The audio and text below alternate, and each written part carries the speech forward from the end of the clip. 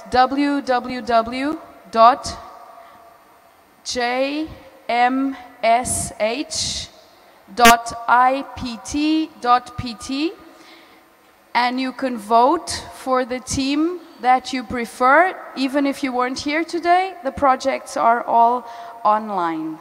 Thank you very much. Thank you, Tanya. I want to just tell this, I think there's a question.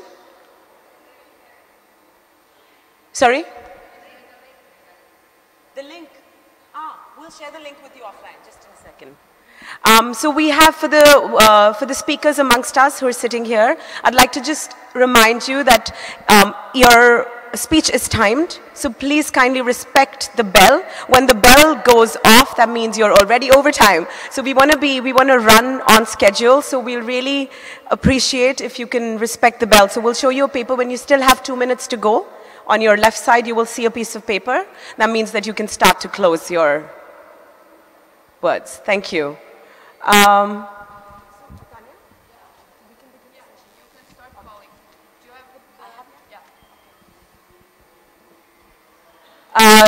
want to offer my gratitude once again to everyone that made yesterday possible. It was one of the most magical days the Women Economic Forum worldwide has seen. We've been telling Tanya and her team that they've created a benchmark of celebration and celebration of womanhood, of togetherness, of compassion, of love, of celebrating the indigenous traditions of Portugal. It's really been absolutely enthralling. So thank you, Tanya, for everything you and your team, your girls, and the boys. Thank you for being the inspiration for that. Thank you, Harbin, for creating that opportunity with all of your love. Thank you. Yes, that's what we were missing, some noise. That's what we like to do. We need you on stage. Bring the bling back. So we were saying that because in the first session today, we are celebrating iconic women who are changing the world for the better. It's only appropriate that we set the tone and we welcome the most beautiful Dr. Harbin Arora onto the stage on this beautiful morning. Let's take a bow.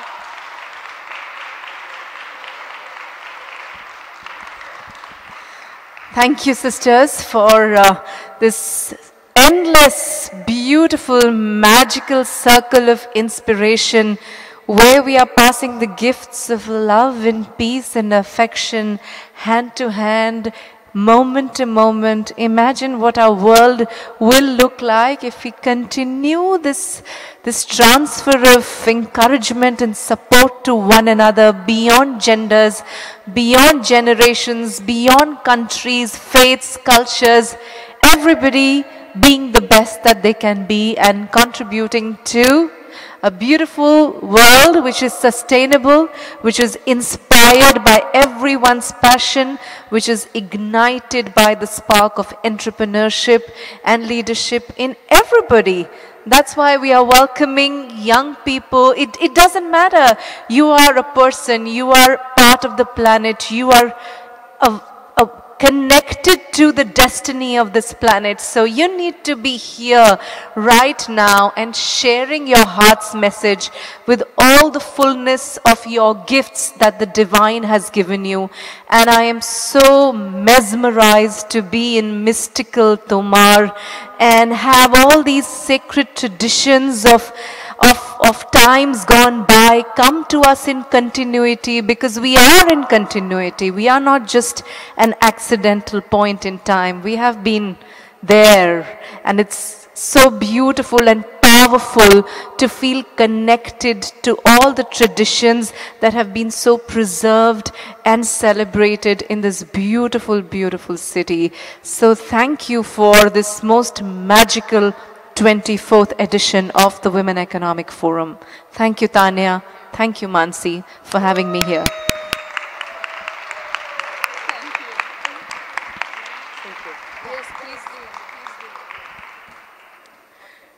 And we get the privilege of inviting the iconic women and having them sit with us and hear from them. How lucky can we get? It's my pleasure to call Susanna Cravo. Susanna, welcoming you. Please give her a warm round of applause from Portugal and now living in Mozambique. She's a trainer, coach, and consultant and spreads the message of authenticity, love, courage, and resilience. Welcome. Welcoming Paula Sobral. Please put your hands together for Paula from Portugal, an associate professor of environmental science at Nova University, with an area of expertise in marine litter and microplastics research. No doubt in our minds the reason you're here. Welcome. Yes, please do. If I could invite Adriana Mano. Okay. Elsa Gonçalves. Welcoming Elsa, a journalist from Tomar, Portugal, and the author of Singularities of a 40-year-old woman. You don't look 40. Do you speak from first-hand experience? She has transformed her whole life through the single decision of being truly happy. Big, big, big bear hug for you. Welcome. Please have a seat. It's a pleasure. Margarita Silva. Welcoming Margarita, a molecular biology PhD from Portugal. She has dedicated her life to anti-GMO activism, being the first one in Portugal to raise awareness around this topic. It's an honor. Please have a seat. Ruth Batista. Welcoming Ruth, a facilitator, a teacher, coach, and consultant coming from Portugal. She calls herself a dream sower. We can't wait to hear from her. Welcome.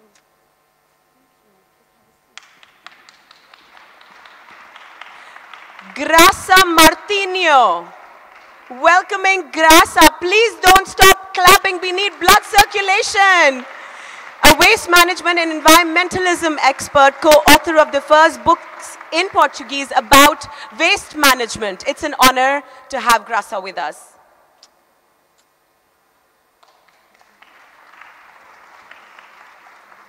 Paula Oliveira. Welcoming Paula from Angola, a successful businesswoman and the mentor of the Social Responsibility Project Juntos Together, a human capital industry entrepreneur. It's a pleasure. Please. You're being a very good audience this morning. Thank you. Very energized. I think the breath worked. The breath did magic, as it does. Ingracia Cardoso. Welcoming Ingracia, a renowned painter with individual exhibitions across Portugal and collective exhibitions around the world. What an honor. Welcome. Hello. Please have a seat. This panel looks as colorful, as complete, as scintillating, so beautiful, full of love. Who would like to set the tone? I think, yes, exactly. I was looking at you. Let's welcome her. The first speaker for today. We need all the love and support for sisters along borders. Big, big, big. All yours. So first of all, I want to thank all the people that is here, all the organization, all this inspiring vibration that is truly inspiring for me also. I actually don't like to prepare this kind of speeches, especially because I think the heart knows that in the proper time what to say. I think it's important to leave a message that is connected with my project, that is Kutsaka. And Kutsaka, it means being happy in the local dialect, Xangana. This is a project based in Belém, 200 kilometers up Maputo in Mozambique. And after being a national training manager in one of the biggest companies in Portugal, and quit my job because I was not happy, and going to travel around and living in community, I set up this project in Mozambique, and the big learning I have with these kids, because they are my masters, after a spiritual journey too, that I respect and I maintain. I've learned that the spirituality is here and now, and with the simple things, and with the simple hugs and the simple looks, and these simple acts that they started the morning today. Because I truly believe that this is the way how we create our lives.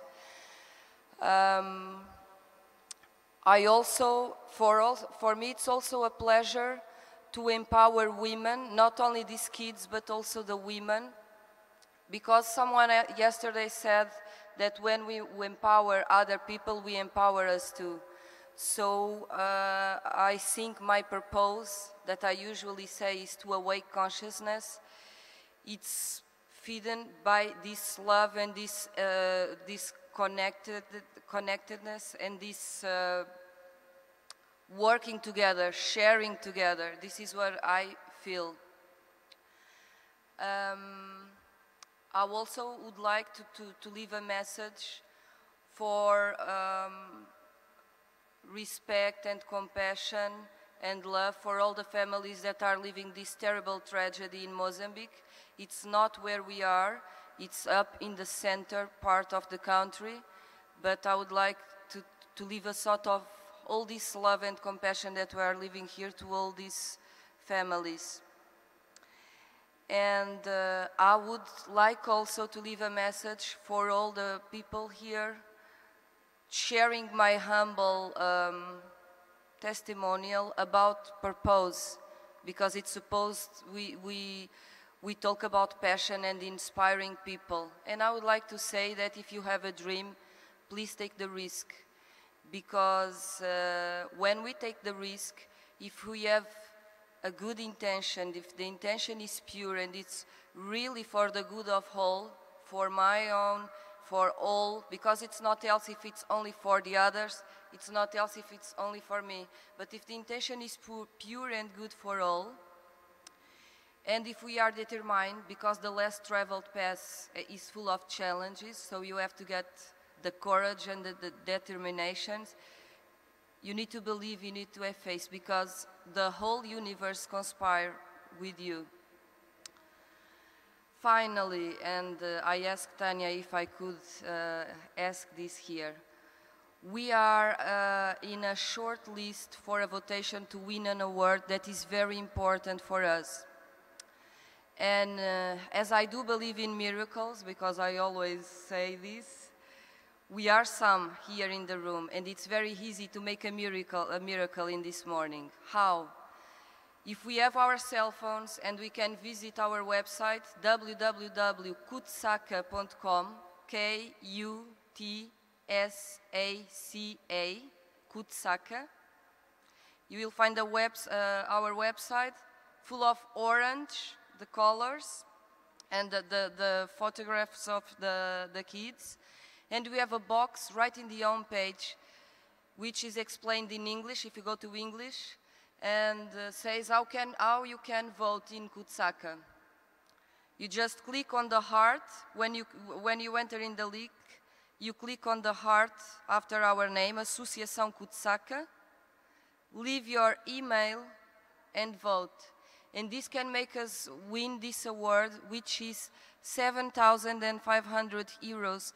that, believe me, makes all the difference in a project like us, that is an independent project and that arrived here with this whole conspiration universe work with me and with my team. So thank you very much. Thank you.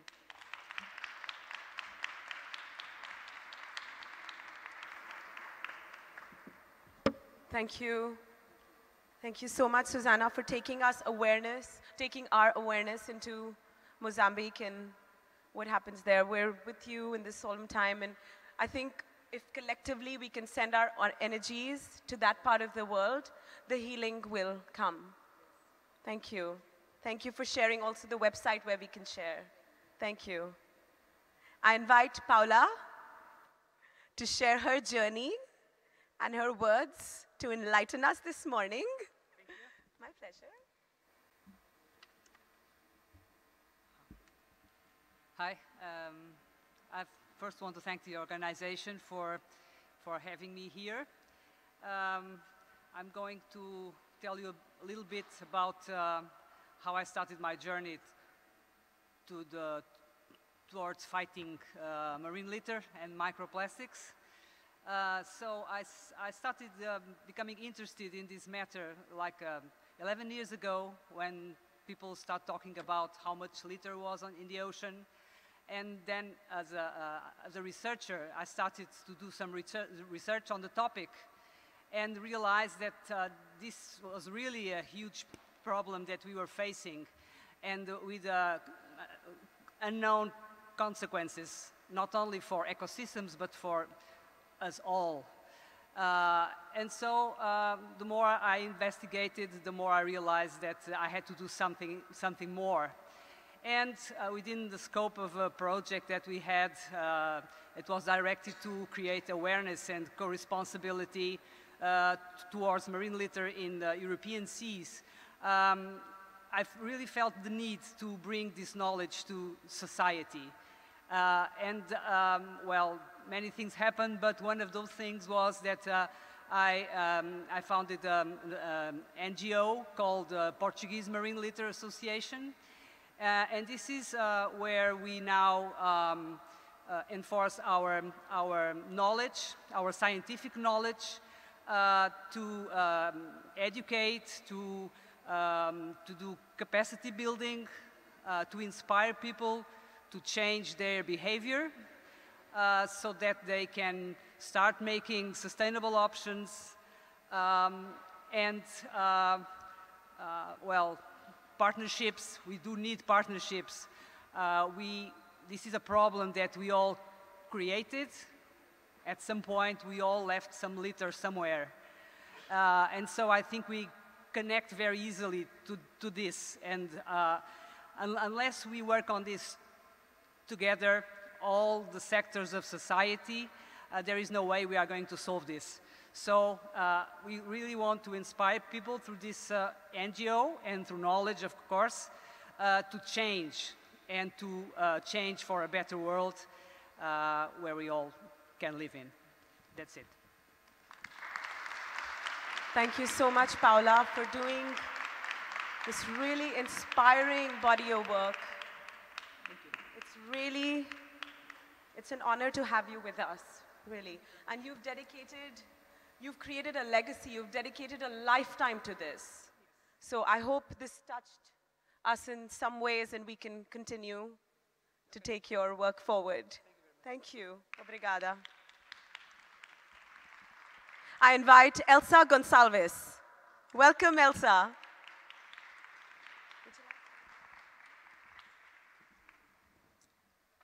Good morning. This is my first time that I will do a speech in English, so I ask you your support and love. Let my comfort zone.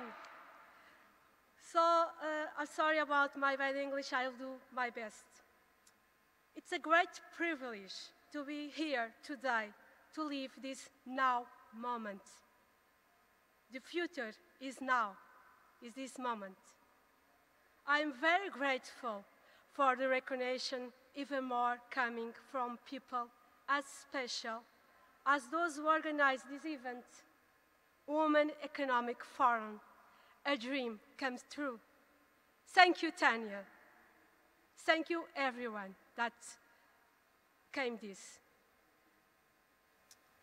On the subject of sustainability, that is so comprehensive. For me, sustainability is also happiness. I'm very grateful for this award that I dedicate to all women and men that contribute for a better world. Thank you all. If I'm here today, it was because one day I also work on emotionally sustainability. I don't say I pronounce this word well. Sustainability.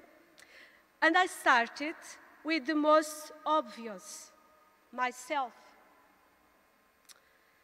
In 2016, I lived the most challenging year of my life, and I was feeling depressed.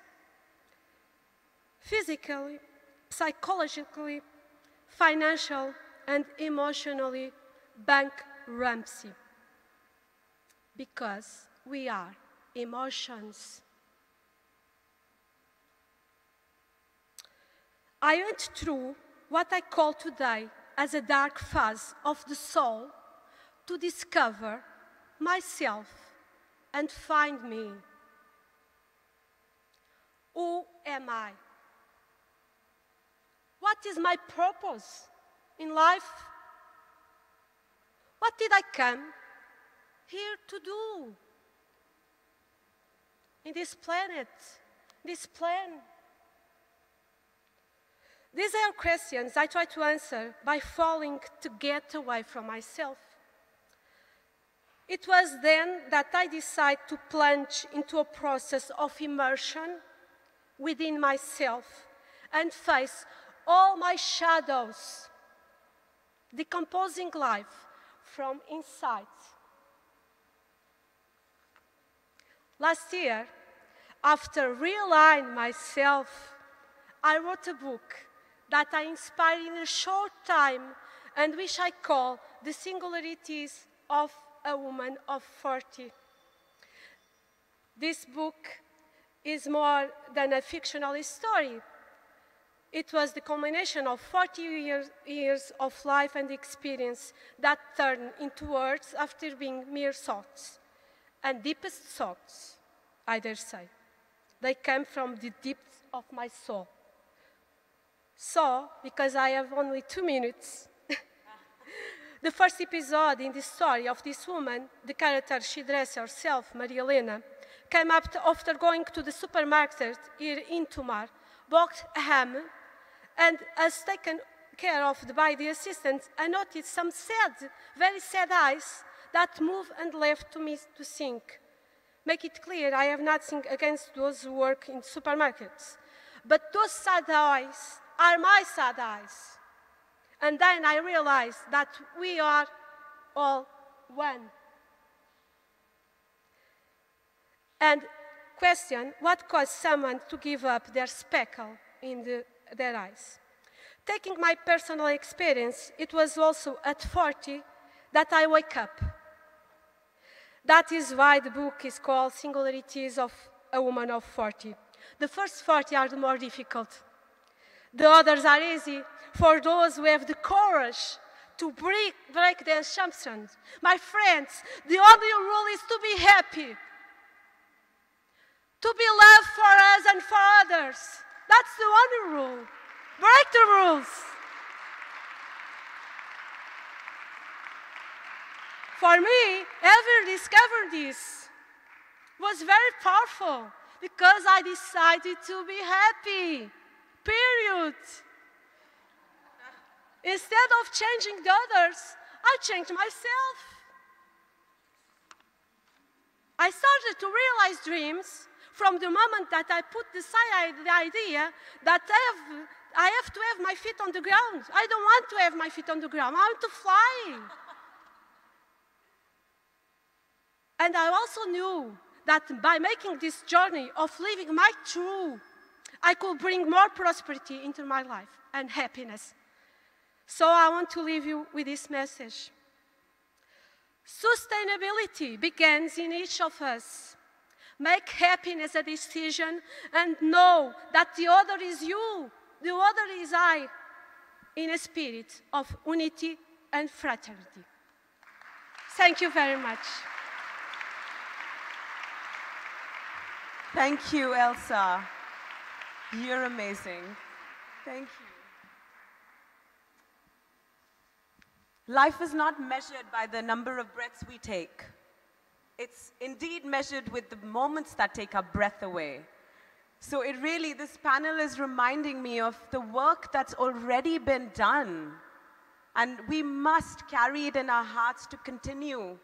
You know, even if we could carry like just a small nugget of the learning that's available this morning, I think we could help create a better planet. It's already happening. I invite Margarita Silva. We welcome you. Thank you. It's a pleasure. Good morning, everyone. I'd like to thank the Women Economic Forum for this awesome and humbling opportunity and recognition. I realize that many, many other women could have been here and should have been here instead of myself. So I take this as sort of a collective award for the countless girls and women who have and men who have been giving their time and effort to protect the Portuguese environment. My personal story can basically be divided into 2 chapters. The first one lasted for the first 27 years, and that's the time when I was blissfully unaware of the environment as an issue, even though I had graduated in biology. But then things changed. First, there was this huge garbage incinerator that started construction nearby. I researched the impact of air emissions, and it was simply unacceptable. So the next 8 years were spent campaigning as a volunteer, both against the construction and in favor of waste recycling policies. But when it looked like I might finally go back to focus on my career and my family, genetically modified food had come onto the world scene. With my background in molecular biology, my starting viewpoint was highly positive. That is, until I caught myself wondering about the possibility of health and environmental mishaps. Soon, friends and colleagues were daring me to go public with my views, and so I did. Little did I know then that a full 20 years would pass before I could move on. Currently, for about 4 years, I've been focusing on agricultural pesticides, still as a volunteer. And today, looking back, a pattern becomes obvious that is common to these 3 struggles. And that pattern is how science is systematically used as a weapon against health and environmental protection.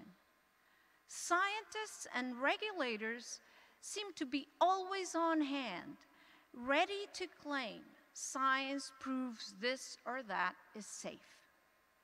These people are either ignorant, foolish, or outright dishonest.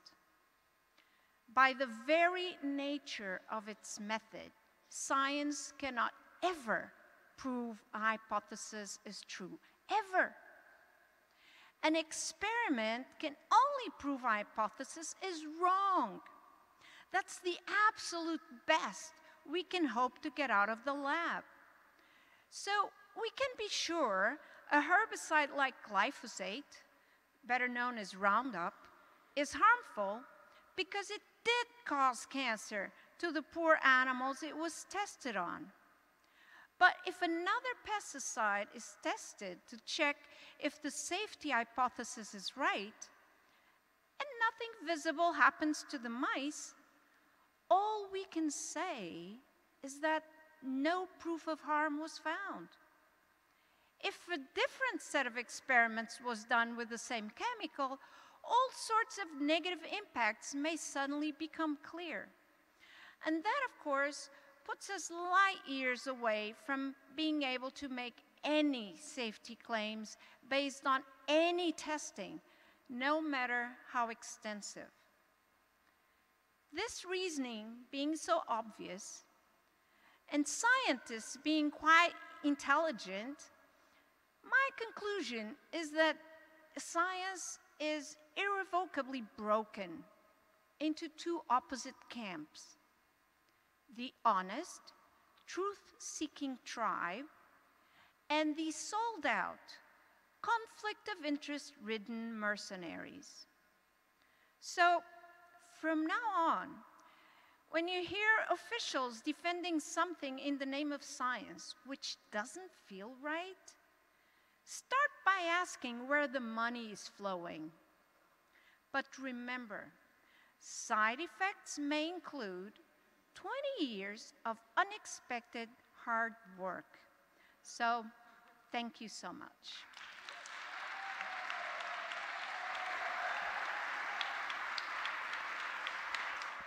Thank you, Margarita, for sharing your journey so eloquently and also enlightening us about scientists. So we'll know better next time.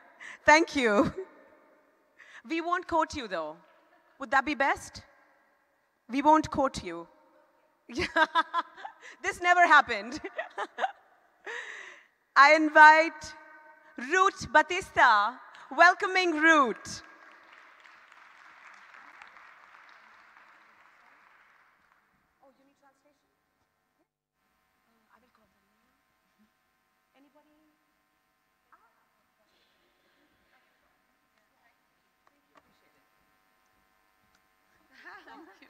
In sisterhood. Bom dia. Good morning. Estou aqui para partilhar convosco I'm here to share pouco da minha superação e a little bit of how I overcame da minha sustentabilidade, and how I became sustainable, que é o amor. which is through love. Na minha história de vida, My life history cheguei à conclusão e à certeza que o amor cura. brought me to the point where I'm perfectly sure that love heals. Ao longo de 40 anos, desafiei-me com o cancro na minha família. Throughout 40 years, I was challenged with cancer in my family. Morte atrás de morte, cancro atrás de cancro. Death after death, cancer after cancer. Simplesmente tinha que encontrar recursos para superar-me e viver as dores profundas da minha alma. So any way at all, I just had to find a path and resources to overcome this deep soul pain that I was going through. E pelo amor fui ficando. It was through love that it happened. Até que há 20 anos atrás surge-me o meu primeiro cancro. Until 20 years ago, when I myself got my first cancer. E eu não queria acreditar, I just couldn't believe it. porque julgava que os 20 anos anteriores, a minha dedicação a toda a família que fui perdendo com o cancro, achava que eu não merecia também passar por essa situação. I just couldn't believe it because I thought that the previous 20 years when I helped my family along and went through all that pain made me free of the need to go through this. E quando tenho a notícia que simplesmente tinha 2 meses de vida, And at this point, I got the news that I had 2 months to live. o único pensamento que tive foi: eu não posso morrer. And I just decided and thought to myself, I just cannot die. Porque alguém precisava de mim. And somebody needed me. E esse alguém era a minha mãe. It was my mom. She needed me. Que, passado 3 semanas de saber a minha notícia, a terceira filha que teria cancro, é despertado o cancro na minha mãe. 3 weeks after my diagnosis, and for my mom, that was the third child, the third daughter that was getting cancer. 3 weeks after that, she herself got cancer. Minha mãe, com 47 anos de idade, eu achei que eu tenho que me curar por ela, independentemente do tempo que ela ainda sobreviver. Na altura, a situação era tão grave que lhe deram 7 dias de vida. My mom, it turned out, I was told that she had 7 days to live. And I thought to myself, I just have to overcome this. I just have to get better again because I have to do this for her. Eu passo esta mensagem porque, de facto, o amor cura. Eu, simplesmente, pelo amor que tinha a minha mãe para evitar o sofrimento dela, eu curei-me. So I'm sharing this with you because I've really come to understand that love heals. Because I loved my mom so much that somehow it helped myself heal my own cancer. O que posso partilhar convosco é que neste momento eu sou a única sobrevivente da família e onde passei por um processo de 3 cancros. Passado 10 anos do primeiro, tenho o segundo, nível 4, portanto, situações muito complicadas. E há 1 ano e meio tenho o 3º cancro. E eu estou aqui a olhar para vós com o coração cheio de amor, onde não perdi a capacidade de amar e de sorrir e sentir que o meu propósito, de facto, é levar a esperança aos corações que precisam. Okay, so I stand here before you after 3 cancers. 10 years after the first one, I got my second one. And then, sometime later, I got my third one. And throughout all of this, it was love that fueled my process. I am here standing before you as the last surviving member of the tribe that went through this cancer ordeal. And it was love that made the difference. Yes. E sem dúvida que ao longo desta minha experiência de 40 anos de superação, fui descobrindo os meus recursos internos, fui descobrindo a capacidade e o poder que nós seres humanos temos para a autocura. So after these 40 years of self-discovery, I got to meet my own inner resources that allowed me to make the best of it. E esses recursos estão dentro de nós, a nossa capacidade de nos amarmos, descobrir e despertar consciências do poder que nós temos e, de facto, se sentimos o amor pela vida, pelo outro, pelo planeta, sentimos a gratidão de todos os dias estarmos vivos, por vezes esquecemos, não é? Que mais um dia respiramos, mais um dia vivemos. Há que agradecer. All right, so I can't do this, but she's saying the inner resources that she found most helpful, the strongest, was living in love. Living in love for other people, for the planet, and for herself.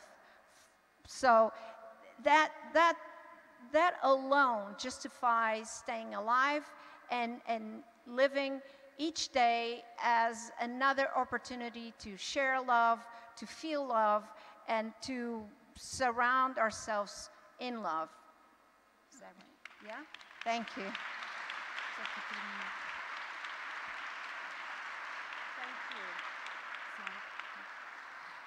Deixei o meu testemunho, o cancro e o amor, onde partilho realmente a potencialidade que cada ser humano tem para a sua própria cura. Muito obrigada. So there's a book with her life story where she shares what she went through and how she got out of it on the other end. Obrigada. Thank you. And thank you, Margarita, for the translation. So, you know, in India, we do believe that the emotion that breaks you is the very emotion that helps you heal, because that's where the light gets in. So you're a living testament of that. Thank you. We honor your spirit. Thank you. If I could invite Graça Martinho to share her journey.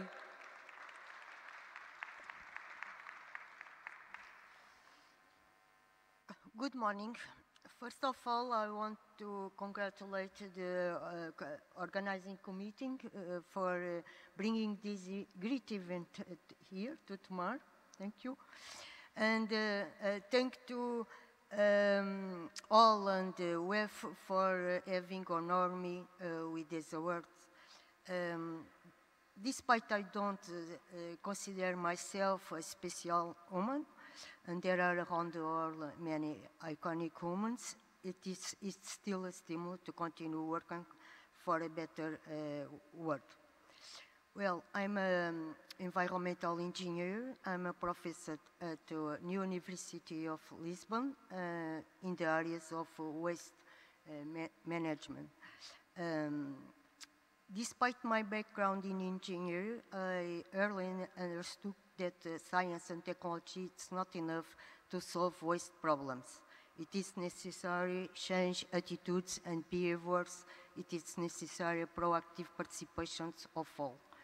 That's why I have always been involved in the governmental and non-governmental environmental organizations, and promote and motivate my students for a series of environmental education initiatives, many of them pioneers in Portugal. Now I'm going to read my short message to not exceed the time I have. According to the United Nations, under a business as usual scenario, the global production of municipal waste that today is around 2 billion tons will increase to 3.4 billion tons by 2050. 17% of this waste goes to dumps or landfills, and many end up in the sea, the global marine litter, Paula's talk. That's a lot of waste, and this means that we are using our resources in a very bad way. Waste management methods have always been the same over the time. We dump, burn, or recycle. What was changed over the time is the technological evolutions of process, more efficient and with less environmental impacts. But their access and use is very unequal in the world. In the high-income countries, these processes are more and more technological, advanced, and very expensive, driven by strong regulations. But they are unable to manage all the waste they produce, and so they export to less technological advanced countries, such as waste of electric and electronic equipments, plastic waste, hazardous waste, thus worsening the state of the environment in these countries. In many low and middle income countries, regulations and technological processes continue to be very weak. There is no adequate collection and treatment of waste management. And in these countries, millions of people survive as waste pickers. They are typical women, children, unemployed, or migrants. That's why waste management is a universal problem that affects the whole world with these complex dimensions: political, technical, economical, environmental, ethical. Our economic model was survived thanks to the strong increase in consumption, achieving at the cost of creating new needs and stimulating the desire with publicity, and the reduction of average lifespan of the products by a process psychosocial technology shortening. Today's society has conflicting aspirations. We want a strong industrial growth, generating jobs and incomes at the expense of consumption. At the same time, we want a less stressful way of life in environmental of a better quality and sustainable management of resources. This is a complex social dilemma. How are governments, business and industries addressing this challenge? Well, today they talk a lot of circular economy as a solution for resources and waste problem. But the debate was focused mainly on recycling and little on reducing production and consumption, which is what causes waste. And how can each of us contribute to solving overconsumption and waste problems? An important part of waste management begins in our home, in our jobs, on an individual level. Strategies for educated citizens are the first and important step. We need to transform consumers into active agents of change, motivate and empower them to refuse be irrational consumers and the big waste producers. I believe that each of you, all of us, can work for this change. Thank you for your attention.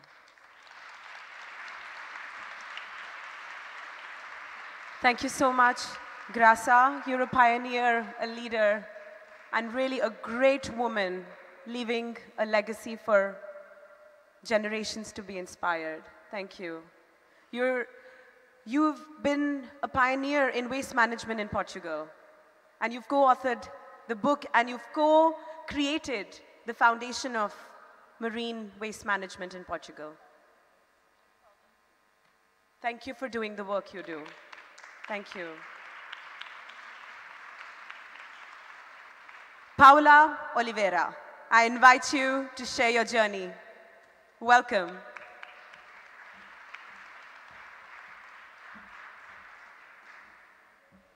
Hi, good morning. Thank you for inviting me. I really appreciate the recognition. Thank you so much. Thank you. It's a pleasure and an honor to be considered in this such brilliant panel of women that have made the difference. In my case, my passion is people, and everything I do is regarding people. I try to take the best out of each person. I focus my life history, my career history, in changing some people. I want to believe that.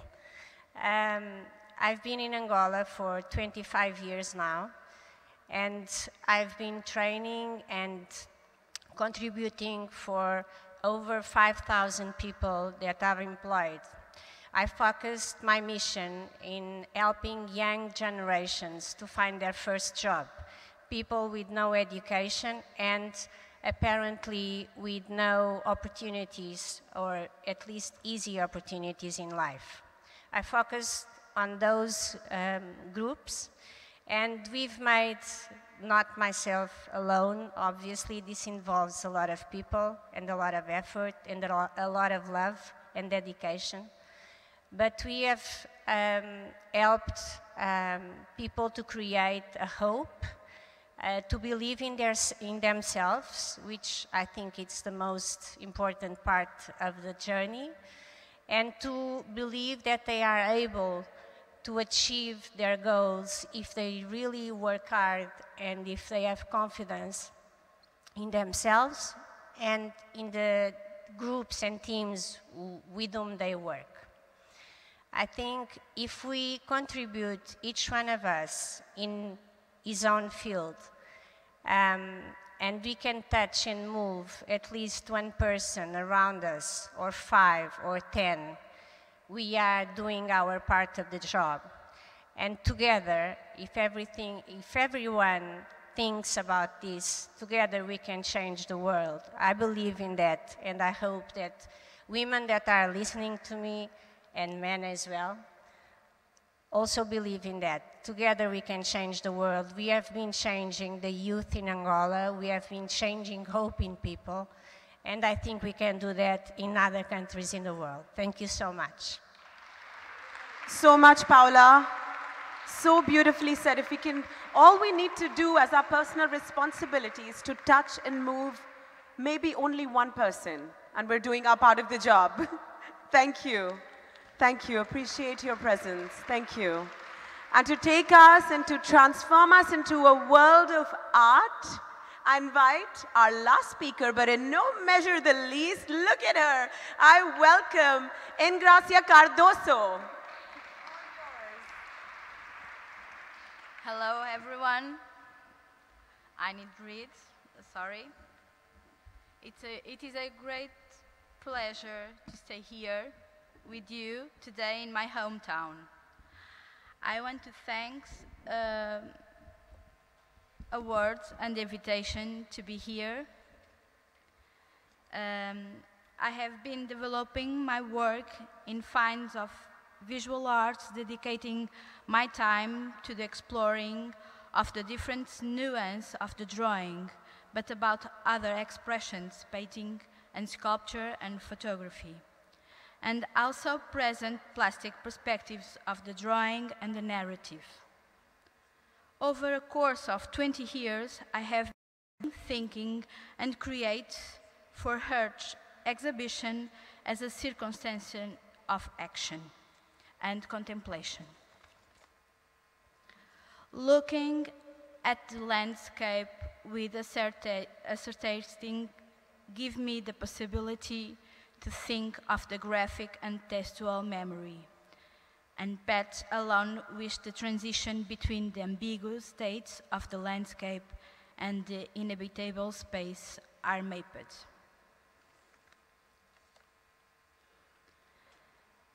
The human conditions reside in the tensions between life and forms.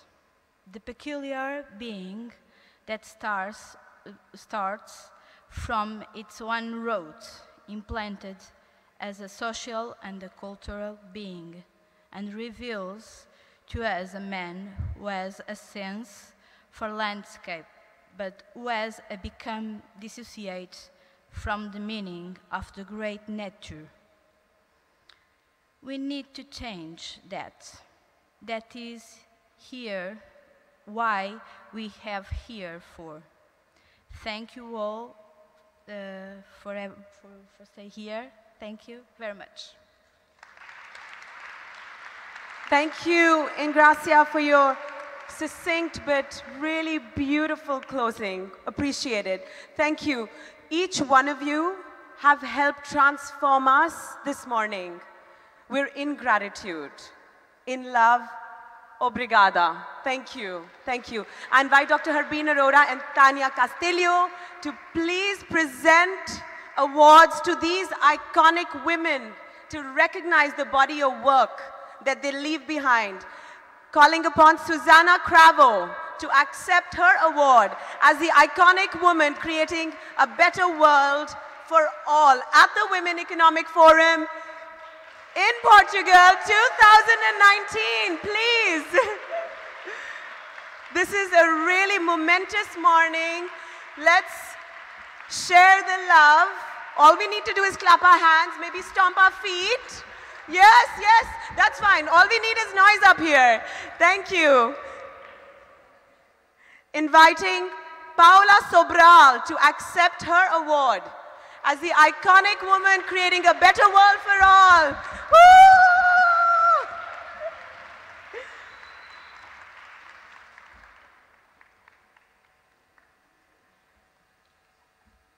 And you're quiet.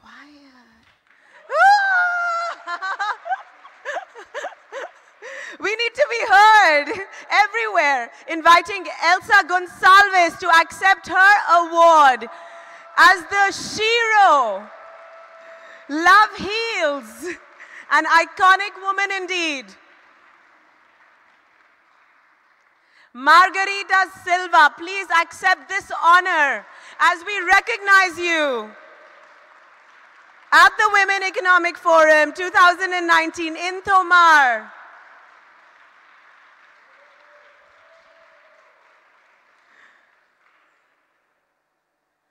Calling on Ruth Batista to accept this honor.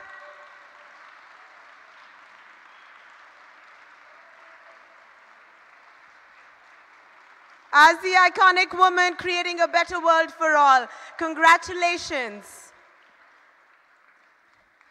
Grasa Martinho, please step up to accept this honor as we acknowledge the work you do and the legacy you leave behind.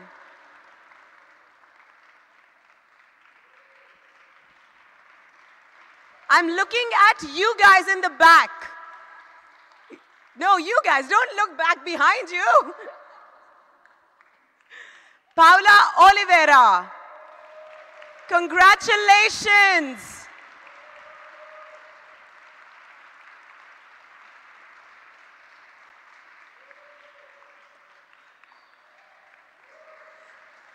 You can stand, you can wave.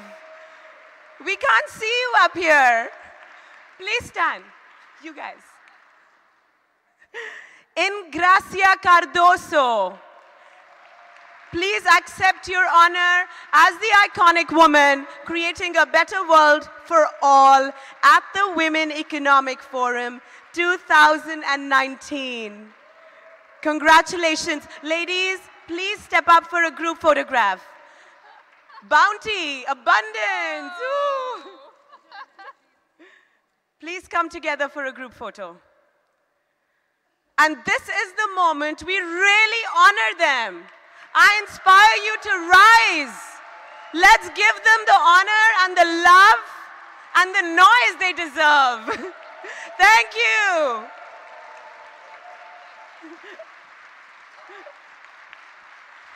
You know, the love you throw out is the love that will be thrown back to you, I promise, through the day. Combinado. Woo, yes. Paula, thank you.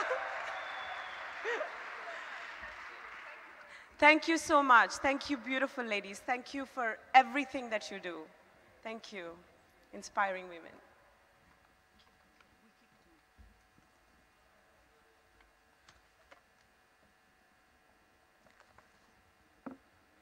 As if that wasn't enough, we are going to meet in the next few minutes icons in health, in wealth, because health is wealth, in health, fitness, and the field of healing. You're going to meet healers from across the world. It's going to be an honor. It's my pleasure to invite on stage an illustrious panel led by Ana Roca. Ana, are you with us? Come on over. A natural therapist from Spain who has created the equino-reflex technique for horses and release scar technique for people. Welcome. Beautiful. Rachel Smith. Welcoming Rachel from the Netherlands. Rachel is a TEDx speaker and an expat coach and also an author and inspirational presence. It's a pleasure to have you with us, Rachel. What a great, great privilege. Please. Jose Pastoria and Annabella Fonseca.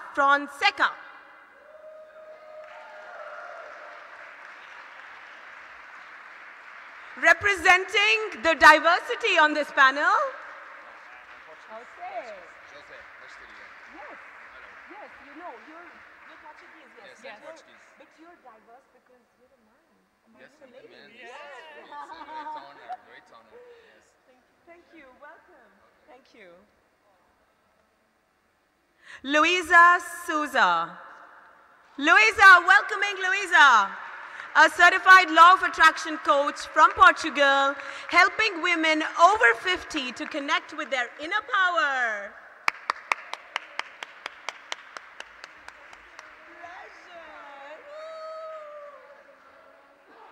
You're the real phenomena. The phenomena in me recognizes the phenomena in you.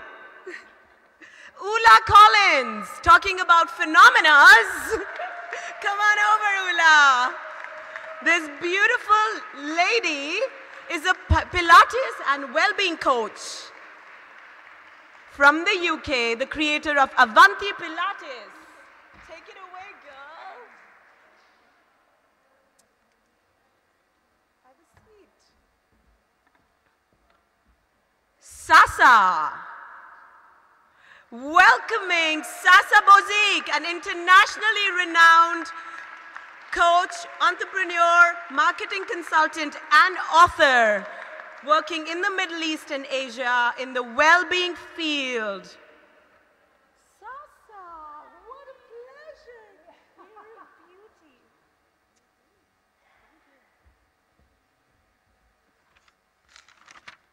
We're talking about sustainability in health, fitness, and sports. We have the experts right here. And I'd like to invite, for their intervention, if I could invite Anna Roca. Welcoming Anna.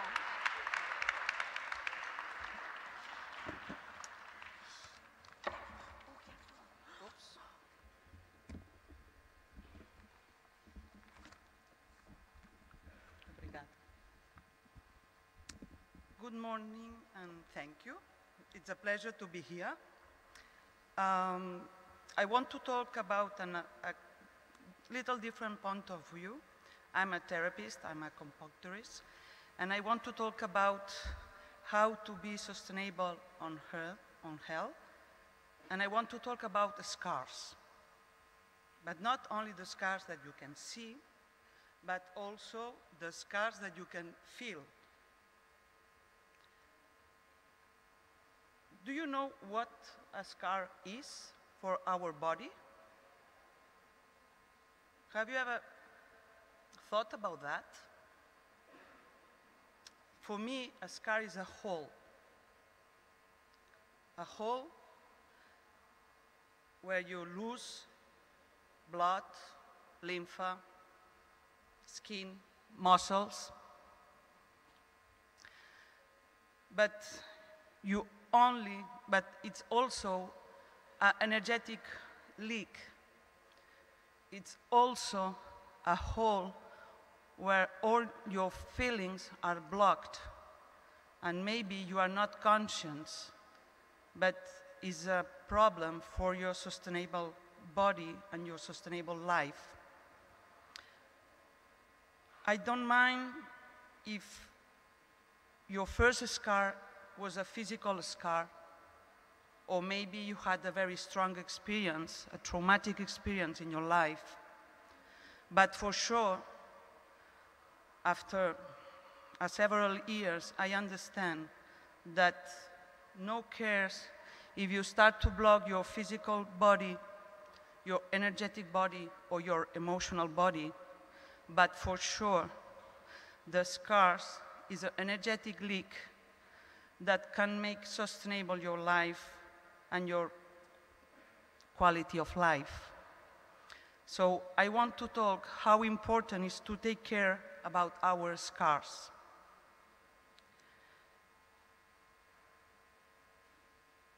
I want to make an example, and we just had a nice presentation just now. Can you imagine a woman? She had a surgery. She wake up and she lose a breast. For sure, she's gonna have a before and after this surgery, for sure. It's easy to understand that for sure she's gonna have pain on the arm, on the same side, maybe on the left or right, who cares? Pain on the back. And suddenly,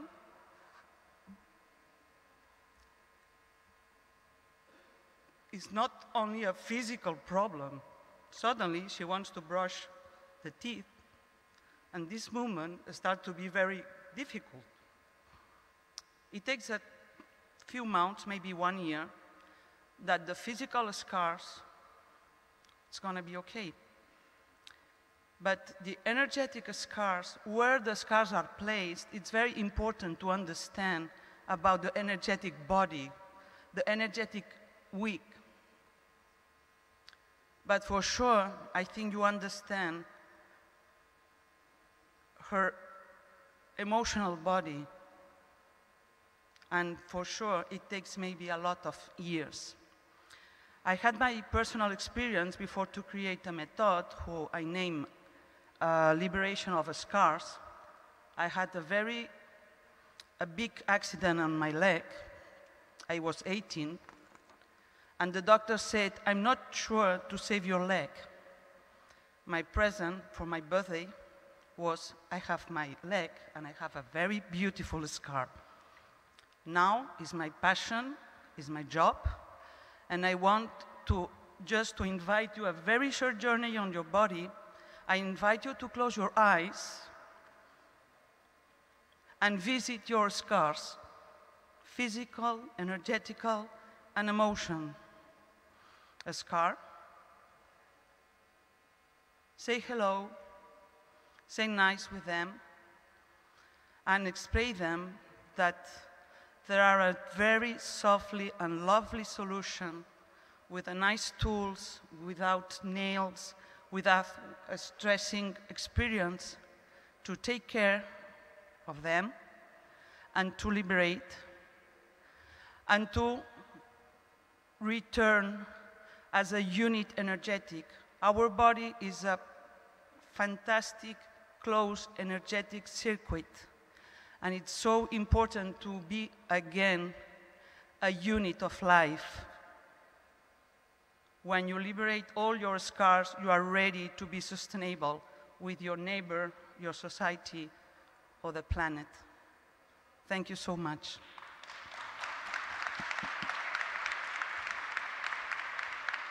Thank you so much for shining that torch into our scars so they could heal. I think this is homework. I don't think it's possible to visit, some of the scars so quickly, but thank you for giving us homework, or I would say homework. Thank you. I invite Rachel Smith. Rachel, welcome. Please share. Can I? Absolutely. Thank you. You can do anything. Okay, great. I like to walk and move. Health and fitness, right? I want you to imagine being outdoor, maybe at a beach, maybe in a park, maybe in the nature, and you're surrounded with your friends, people you enjoy being with. And you're having fun, and you're laughing, and you're telling jokes, and you really feel connected. You feel like you belong. You feel in balance. Now you may wonder, what does that have to do with sports, health, and fitness? Well, for me, it's a very logical relation. It's very straightforward. You see, I move to new countries all the time, and I create that sense of balance. And I get that because I feel connected. And I get that because I create friendships. And all of that starts with sports and fitness. Let me explain. I travel the world and I live a freedom lifestyle. And I support people who want to live that freedom lifestyle too. So let me ask you, do you sometimes feel lonely?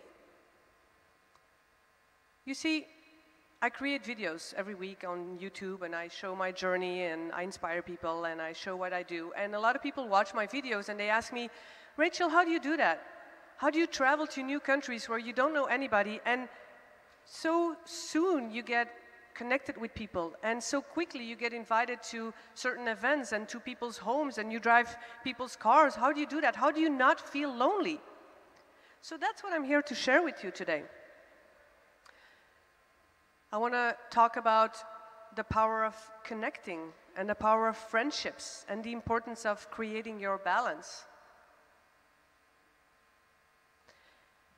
Now, you don't need to move to another country to follow me and do this process, but I want you to think about a certain hobby that you enjoy. See, for me, it's sports and fitness, but for you, maybe it's singing or dancing or reading or going to a book club. It doesn't matter. Just think about a hobby. Because for me, when I arrive into a very new country where I don't know anything or anybody, the first thing I do is I join a gym. Because that's my hobby, that's what I like to do. And that's where I can start conversations and find like-minded people. And it's so much easier to start a conversation when you have the same interests. You know, I would enter a gym and I would say things like, oh, you know, do you use this machine regularly? Or are there any group activities? Or, oh, are you coming back tomorrow? Or it's just easier to connect to people and to start a conversation. I'm not gonna lie, it takes effort. I'm the newbie, I'm the stranger, so I have to start the conversation. I have to put in the effort. And you know, the feeling of sometimes that you're within people and you're in a group of people and surrounded by people, but you still feel lonely. You feel like the weird duck in between others. That's exactly how I feel sometimes, you know, when I enter a new country and I'm all alone. And I put in the effort, and some countries it goes so quickly. You know, I was in Canada now for 3 months, and I joined a swimming club, and within 2 weeks, people invited me, and, oh, let's go out for lunch, and I felt like I belonged, and I felt connected. When I was living in France for a whole year, excuse me, it took me, every day I went to the gym, and every day I smiled and greeted people like, oh, bonjour, comment ça va? And I, you know, felt happy, and they looked at me like, who are you? What do you want from me?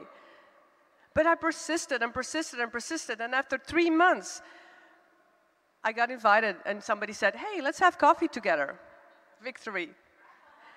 But friends, it's so important. Friendships, friends are there as a source of support. Friends are there to ask questions, to clear your worries from your minds. Friends are important for your self-confidence, your self-esteem when you doubt yourself.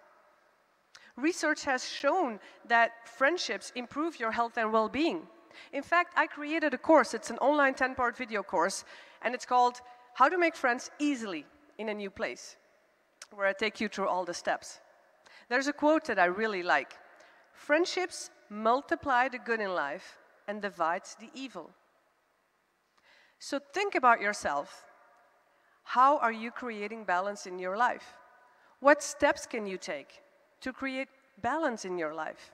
You see, you have to keep moving to create that balance. Einstein said, life is like riding a bicycle. You have to keep moving to create and to find your balance, right? So sports and fitness, for me, is the key to thrive in another country and to find that balance and to create those connections and friendships. So remember, create friendships, create connections, and find that balance. And I'm going to end with just one saying that I love. Create new friendships and keep the old. One is silver, the other is gold.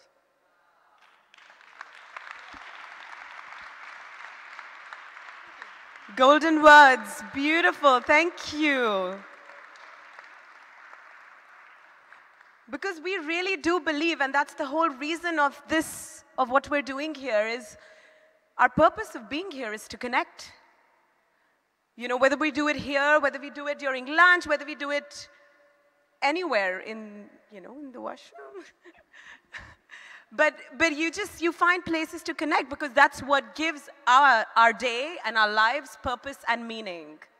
So thank you for really reiterating that so very vividly. Thank you, Rachel. Appreciate it.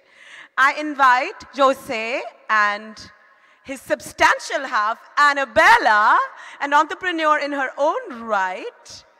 And you have a family fitness project that you run. Please tell us about it. I will tell you. Okay. Good morning, everyone.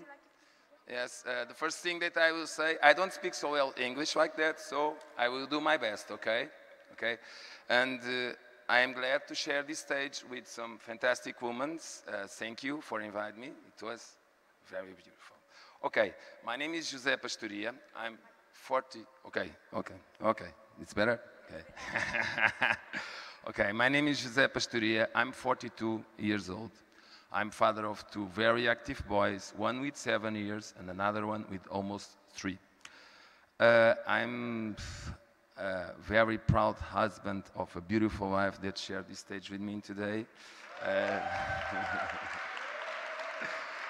And I do many things. I am a personal trainer. I am a teacher of physical education. I give lessons to the youngest and to the oldest, more than 400 students by week, where the youngest have a little bit more than 2 years and the oldest have almost 100 years old. It's fantastic. And I am also a player of Australian Aboriginal didgeridoo and a Pellegrin from Del Camino de Santiago. Okay, yes. Okay, but let me talk what I'm doing here, okay? Okay, I came here to share a problem that I found in the past years. You know, the children have more and more difficulty to develop their physical skills. This is something real, okay? And I don't know why. It could be because they play less outside in the wood, in the streets. It could be because they play more with the screens, or it could be also because they don't spend so many quality time with their parents. And that's something that it's happening today. And so I look for programs that increase the sport to all the families, and I don't find them. So I sit in my desk, and I start to think, okay, I will see if the people see what I have saw. So I make a questionnaire, go to Google, amazing, and send to 2,000 people my connections. 2 days after, I have the answers. I guess it's what a beautiful technology. And I see that 88% of the people, of the families, like sport, but only 40% do sport. But only 6% do sport in family. That's a number that, for me, it's incredible. And we want to change that.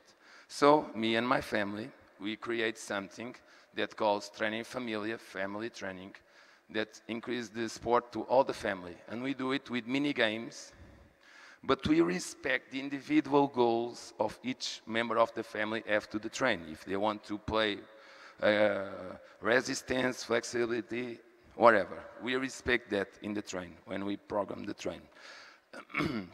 This is a train that our big motto is playing while learning and learning while playing. I don't know if it's good in English, but it's aprender a brincar, brincar a aprender. I guess it's the best way to learn. So we want to share this program as many people as possible. And we do it in 2 different ways. We have families that are our partners in their hometown and do the network. And then we go there and give a lesson, classes, to this family and to the other families that wanted to try. And beside this, we have a platform online where every family could do the training, the family training, when they want, where they want, as many times they want, and by his own rhythm. That's something very easy online, so we do it in video, and it's very, very simple. We are in Facebook, Instagram, all that platforms. You could share and could follow us if you want it, if you like it. And I hope you have understand me. My English is not perfect, as you can listen. So good in travel is good, but in a stage with so many people, it's not so good. But okay. Now I'm going to introduce you my beautiful wife that's going to share with you a new way of travel. Okay, Bella, it's with you.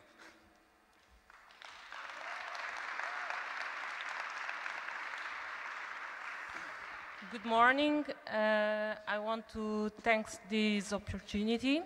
My name is Anabela Fonseca, and I work in tourism industry in my own travel agency based in Lisbon. I want to share with you our dream. Me and my husband, we have a dream. We want to travel the world with our family. We want to show them the world, not through a cell phone screen, but by thrilling. We believe that to really absorb all the new realities that surround us, to see, to feel, to hear everything the world has to offer us is only possible when we disconnected from all that holds us. But sometimes, especially nowadays, it can be hard because when all the screens seems to have taken full control of our lives. And we think it's time to find an escape, to reconnect it with the world and with our families. That's why we have created a new concept that combines tourism, sports, and quality time in family. And we call it Family Training Travels.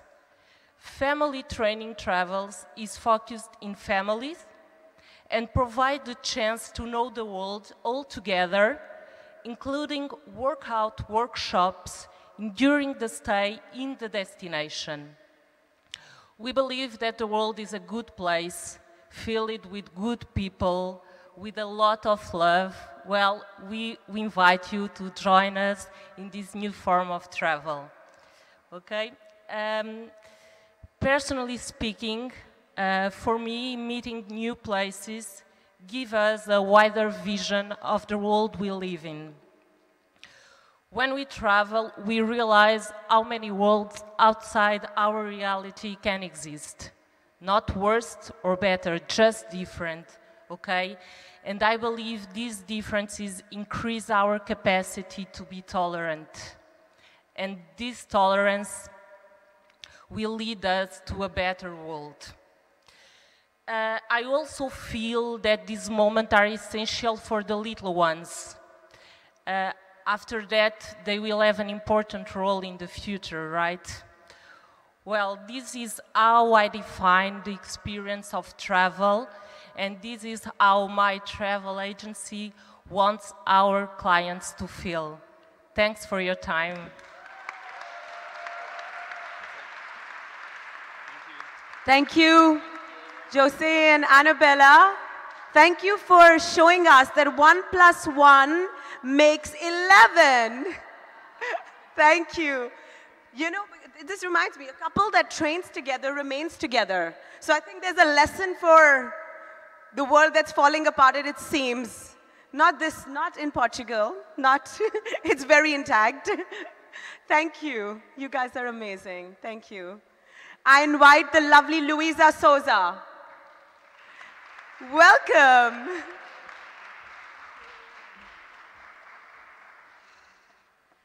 Hello, everybody. Well, I came here to tell you a story that happened to me and talk a little bit about this health and fitness correlation. I was around 54 years old and I went to my family doctor to ask for some routine health exams. And out of the blue, I was preparing to leave and she tells me after that I had to prepare myself because after menopause, everything would start to happen to me. And I was like, what do you mean by everything? I mean, everything. You have been very healthy until now, but from 50, after the menopause, you know how things are, it's all downhill. Everything will start to collapse. You'll have this, you have that, you have tendency to have this and more that. And I was, okay, I'm glad you tell me. Now if I pretend to cut my wrists, if I'm very depressed, I come and you can assist me. And she said, oh, you're crazy. I'll wait and see. You know, I was, okay. This felt like a death sentence to me. And I realized that I was very informed, I was educated, but what this woman was telling all the women that passed through that cabinet, how is this possible? She was mentally preparing women for everything that could happen as something natural and inevitable. Well, and then I thought another thing, that if I was in US, I could earn a lot of money by suing her. But I wasn't, so Well, I could realize that she never knew, never listened about epigenetics, the placebo effect, and that we are all energy. This was something totally out of the world for her, and the power of thoughts, for instance, and intention. But most of all, the effect on a woman, sick or not, that a doctor's statement like this can provoke, and this is really serious. This led me to develop a program for women after 50, with issues around menopause that I would like to cover with you, and to demystify the idea that after 50, and for many, after 40, it's all downhill.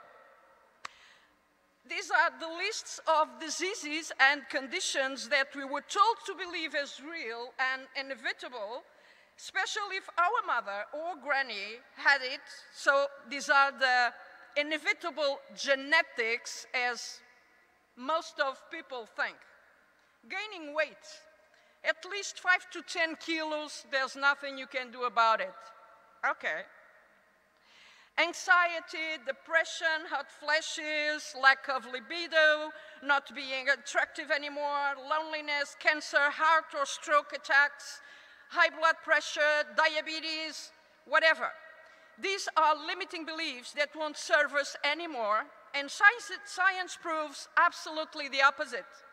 For example, studies show that the best orgasms are between 60 and 70. What about that? Wishful thinking, ladies.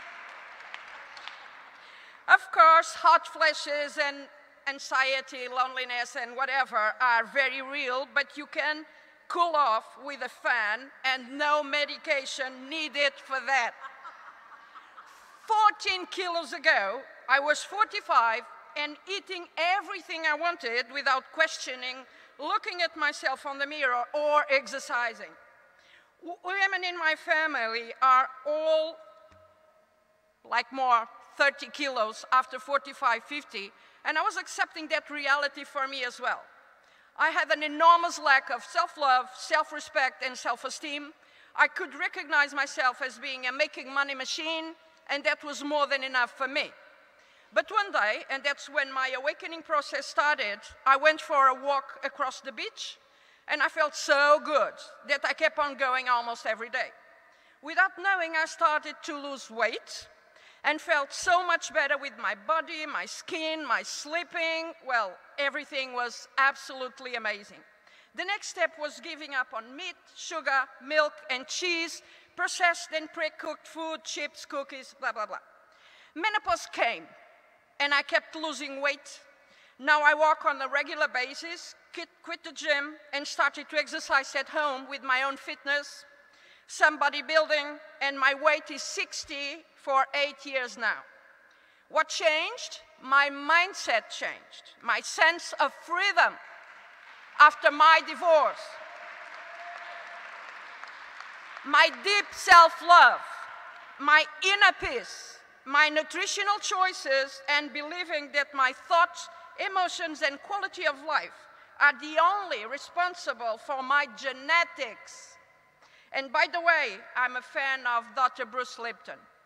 I'm just finalizing, and just to let you know that I pay attention to my body and its needs. It speaks to me. Haven't you noticed this with yours? Right? I meditate, I journal gratitude, I have good readings, good, deep, and intelligent conversations, travel, cook tasty and healthy food, feed good thoughts, and choose wisely my friends and the environment I'm living in, and no TV, by the way. I'm living my passion of helping mature women to be healthy, stylish, attractive, out of the box, and happy at any age. And I feel so blessed and alive to be able to inspire them with my story and generating sustainable and holistic changes for my clients and students. Oh my God, how grateful is my life. Stay blessed. Thank you. Woo! Thank you. And by the way, Let's give a big round of applause to this phenomenon of nature, this host of ours. Please stand up. Oh my God, no. Yes. Luisa, no. Yes.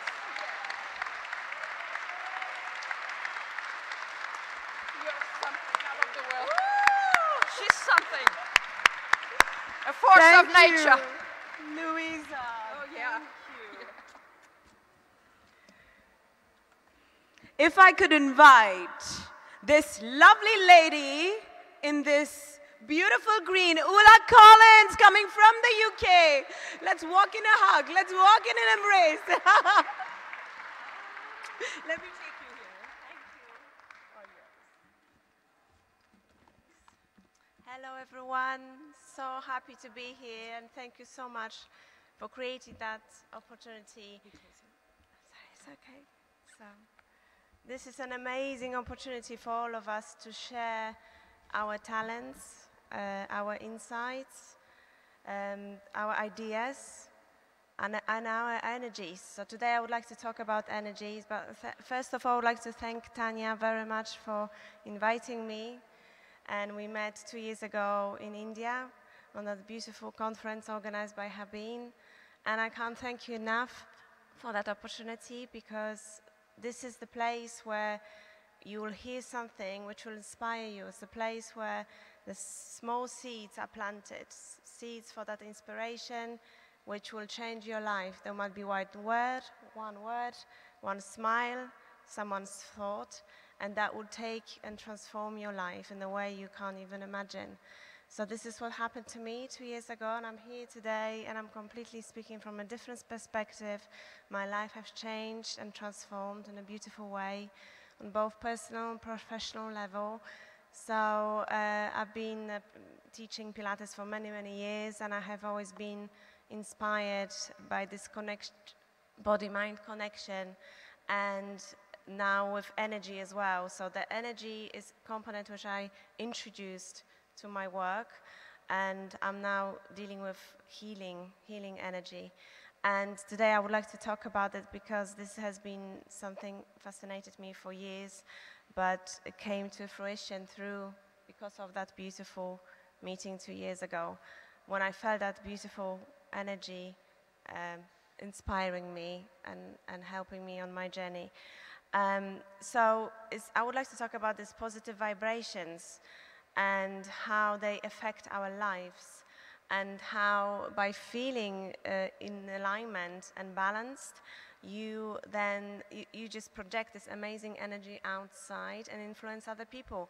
But also you're feeling incredibly good inside and happy and just full of life and vitality. And I just feel also what you feel is that sense of synchronicity. So the time-space between your thoughts and manifestation shrinks. All of a sudden things happen for you, coincidences, you meet people who help you on the way, doors open. And the third thing, you feel that people are attracted to you more because they want to be around you. So you have this bioenergetic field which surrounds you and affects other people. So the good news is, when you're happy, well, when you feel happy, you're happy, but also it really affects other people. So everybody is in it together. So I think when you tend to your own happiness and you find your rhythm as well, find your pace, and you're really kind to yourself, listen to your body.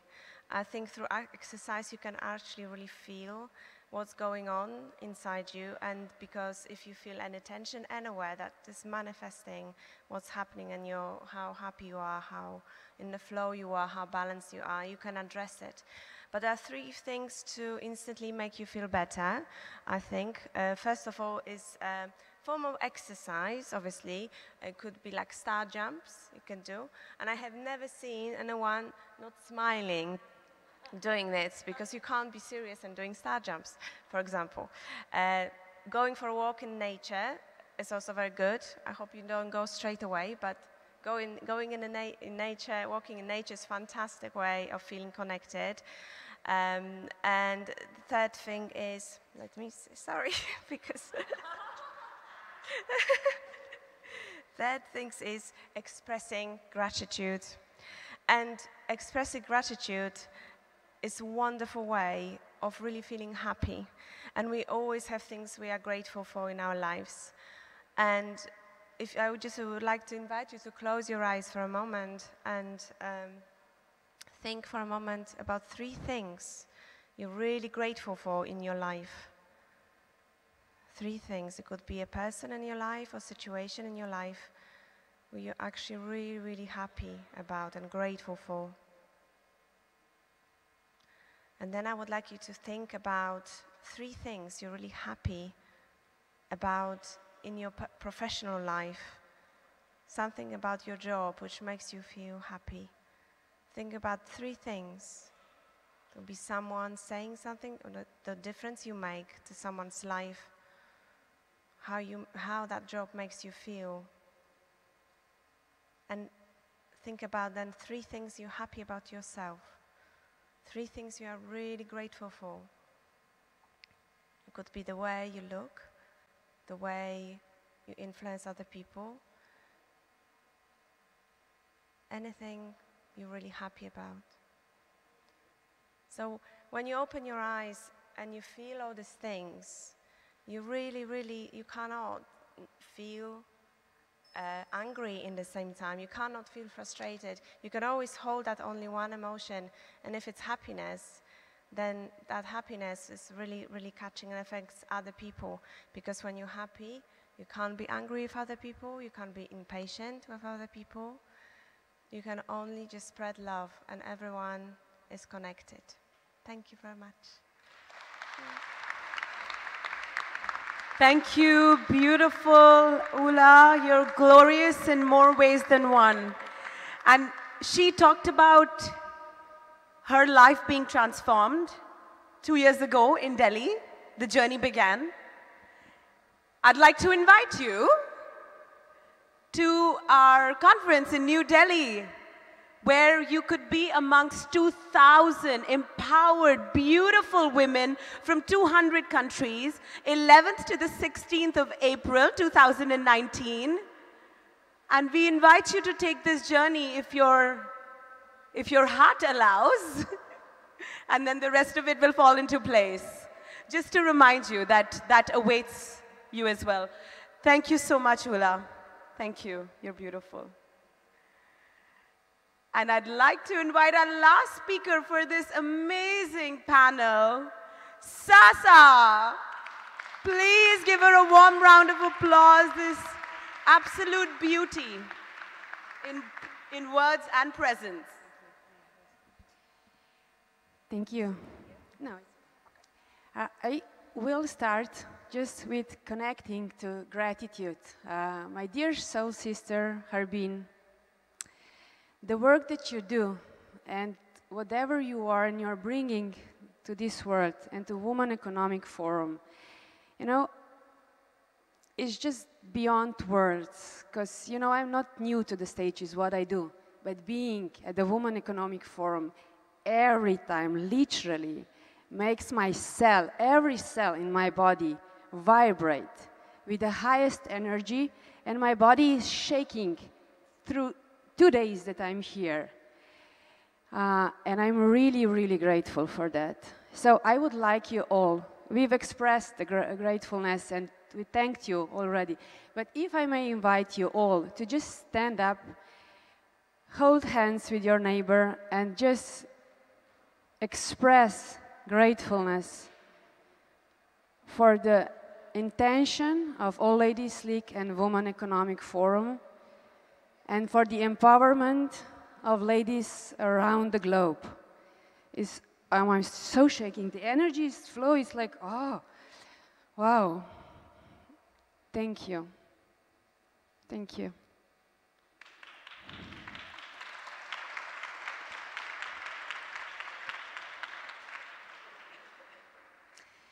Yeah, let's come back to Earth, right? So I'm Sasha. I'm Executive Wellbeing Coach.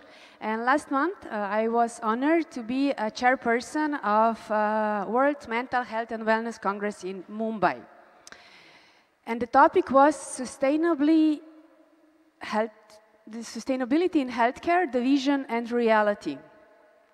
And you know, when I started to prepare myself for the speech, I said, okay, I had to, you know, there are going to be doctors and all these experts from health industry. I have to get some data, you know, to buy myself some credibility, so I have to be really prepared. And, you know, during the process, and I said, well, there's a reason why I'm doing this, why I'm doing the keynote speech. And I'm a coach. I'm not a doctor, I'm not a person from the government, I'm not a politician. So it's not about how the healthcare and the health distribution is distributed unequally, and how the raising population is going to make us, you know, even more, the healthcare is going to be distributed even more in an unjust way. And I said, I'm a coach, so what we coaches do? We are proactive. If I'm here now and I want to go, you know, to point B to make life better, what's my next step? And I came to the stage and I said, guys, I'm so sorry, I have no data. But you know what I have? I have a suggestion. And that suggestion would be, let's change the healthcare into care for health. Let's bring the curative side to the preventive side. Let's take responsibility for our own lives and for our own health. And being a well-being coach means that there are pillars of well-being that we all have to be conscious about. And that's the sports, as the guys already said. There is, you know, relaxation. There are so many techniques. Then there is nutrition, and there is a good night's sleep. So if we consciously take care of all those 4 pillars, we are taking the next step toward a better health and toward lowering the need for the health care. So I strongly believe that's the way to go. And my dear Harbin, I have a present. A few days ago, I met this amazing guy from the company called Mindvalley. Probably you know Mindvalley. It's an application. It's kind of an online platform for educational right, you know. And a new app from Mindvalley, it's called Solvana. Solvana is an application that's main benefit is to offer group emergence, meaning that every hour there is meditation going on, which is in real time, and people around the globe connect to that meditation in real time, and they meditate together. There are 100, 200 people that are meditating together at the same time, rising the vibration of Earth. So I told that guy, the CEO of Solvana, that I'm going to a Women Economic Forum, and all of a sudden he said, Sasha, we are giving the yearly connection to our Solvana for the Women Economic members for free. So all of you that are interested into using and connecting through the group emergence with Solvana app, you can just send me an email. It's, if you want to write that down, or you can just, you know, meet or find me later. It's info+sasa@solvana.com. Just send me a blank email from the email that you are using for the App Store or for the Android store, and we'll get you there. And yeah, we're going to feel each other through the group immersions. Thank you. Sarah. Thank you, Sasha. Thank you. Appreciate your words. Thank you. We've laughed, we've cried, we've held hands, we've breathed, we've offered gratitude, we've lived a whole lifetime through this beautiful panel. Please join me in giving this amazing set of speakers warmth, gratitude, and applause. Please come together for a group photograph.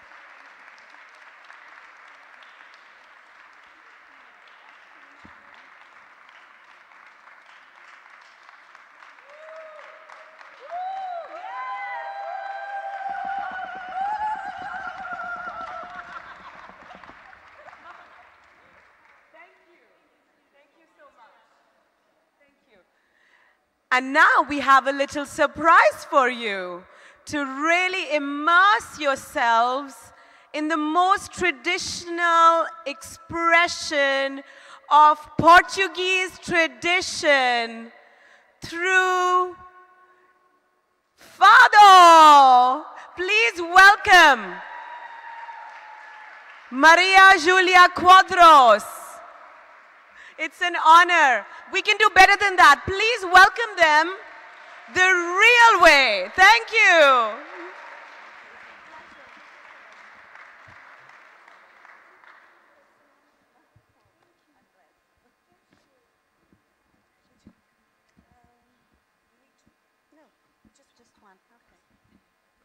Hello, I'm Julia. He's José, and he's also José. We're going to sing and play a typical Portuguese song, Fado. We are not professional Fado singers, so excuse me. We'll do our best. It's called New Happy Fado.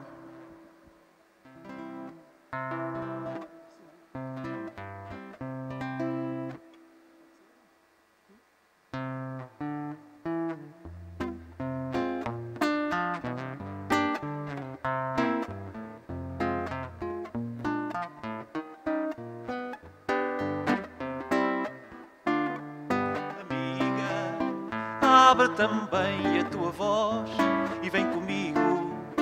Não cantaremos nunca mais o fado antigo.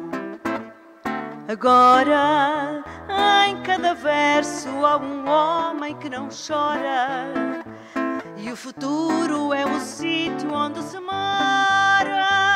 Cantar é ser um pássaro de esperança, poisado no olhar de uma criança que de olhar nunca se cansa.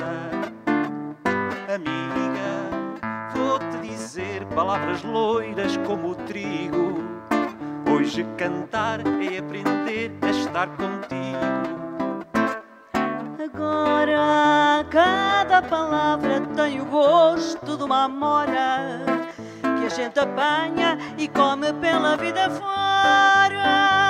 Cantar é ter o sol dentro da voz e repartir o sol por todos nós. Cantar é não estarmos sós. Amiga, vou-te bater com as palavras ao postigo. Escuta o sentido das palavras que eu te digo. Agora cada canção terá a força de uma amora que a gente apanha e leva pela vida fora. Cantar é ser um pássaro de esperança, poisado no olhar de uma criança que de olhar nunca se cansa. Amigo, não tenhas medo do cansaço ou do castigo. A nossa voz dá-nos calor, dá-nos abrigo. A hora é de mandarmos a saudade e o choro embora e noutro fado desgarrarmos vida fora. A hora é de mandarmos a saudade e o choro embora e noutro fado desgarrarmos vida fora.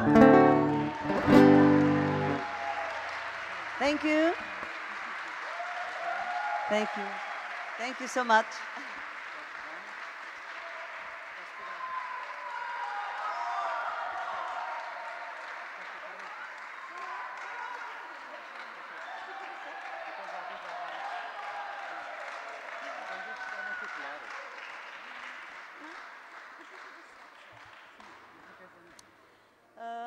So, one more, or perhaps two mixed, okay? Okay. A Portuguese one, Fado, and a Spanish, I think you heard last night, just a little bit, and mixed with the Fado, okay? Okay.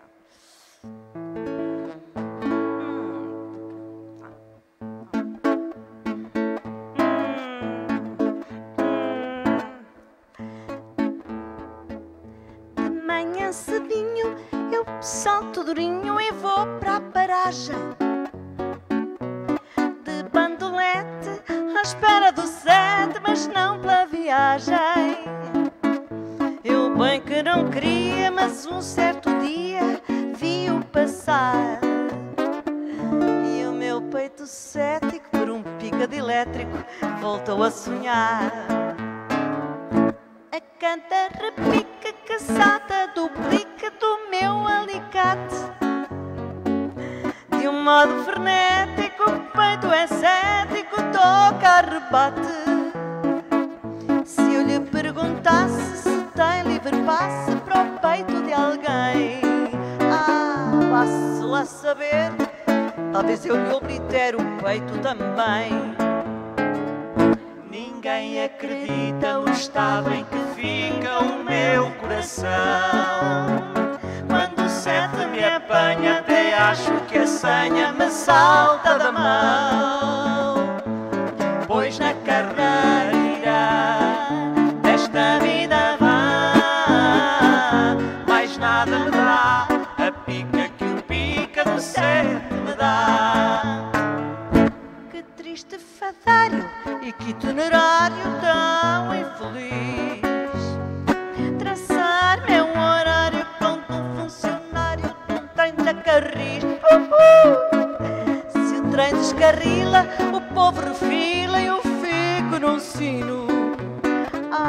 Pois um mero trajeto, no meu caso concreto, é já o destino. Ninguém acredita no estado em que fica o meu coração. Quando o 7 me apanha, até acho que a senha me salta da mão. Pois na carreira desta vida vá, mais nada me dá a pica que o pica do 7 me dá. De la Sierra Morena, cielito lindo viene bajando. Un par de ojitos negros, cielito lindo de contrabando. Ay, ay, ay, ay, canta y no llores, porque cantando se alegra un cielito lindo los corazones. Ay, ay, ay, ay, ay, canta y no llores, porque cantando se alegra un cielito lindo los corazones. Ninguém acredita no estado em que fica o meu coração. Quando o 7 me apanha, até acho que a senha me salta da mão. Pois na carreira desta vida vá, mais nada me dá a pica que o pica do 7 me dá. De tu casa, mi casa, cielito lindo, no hay más que un paso. Ahora que estamos solos, cielito lindo, dame un abrazo. Ay, ay, ay, ay, canta y no llores, porque cantando se alegra un cielito lindo los corazones. Ay, ay, ay, ay, canta y no llores, porque cantando se alegra un cielito lindo los corazones. Ninguém acredita no estado em que fica o meu coração. Quando o 7 me apanha, até acho que a senha me salta da mão. Pois na carreira desta vida vá, mais nada me dá a pica que o pica do 7 me dá. Mais nada me dá a pica que o pica do 7 me dá. Mais nada me dá a pica que o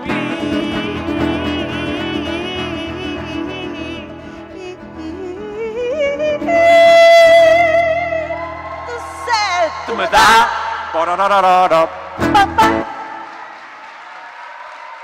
Thank you. Thank you. Thank you so much. Obrigado. Thank you.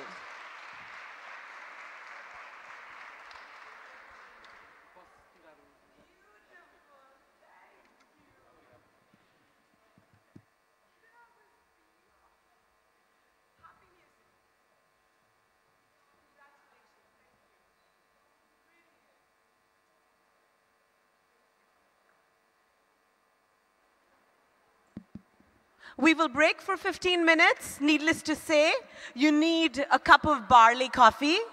It's waiting for you right behind you. See you in 15 minutes.